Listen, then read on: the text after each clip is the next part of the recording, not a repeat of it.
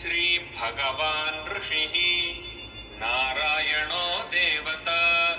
अनुष्टुप् छन्दः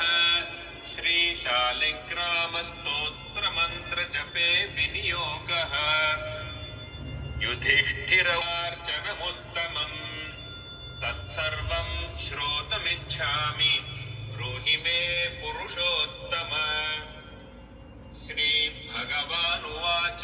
तीरे गिरिराजस्य दक्षिणे 10 योजन विस्तीर्णा महाक्षेत्रवसुन्धरा देवी द्वारावती भवेत् उभयोः सङ्गमो यत्र मुक्तिस्तत्र न संशयः शालिग्रामशिला यत्र यत्र द्वारावती शिला उभयोः आजन्मकृतपापानां प्रायश्चित्तं य इच्छति शालिग्रामशिलावारि पापहारि नमोऽस्तु ते अकालमृत्युहरणं सर्वव्याधिविनाशनं विष्णोः पादोदकं पीत्वा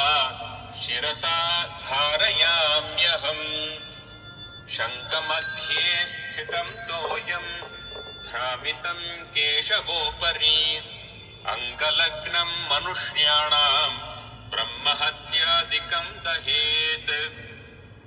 स्नानाङ्कितशिलोद्भवम् प्रक्षाल्य इति तत्तोयं ब्रह्महत्यां व्यपोहति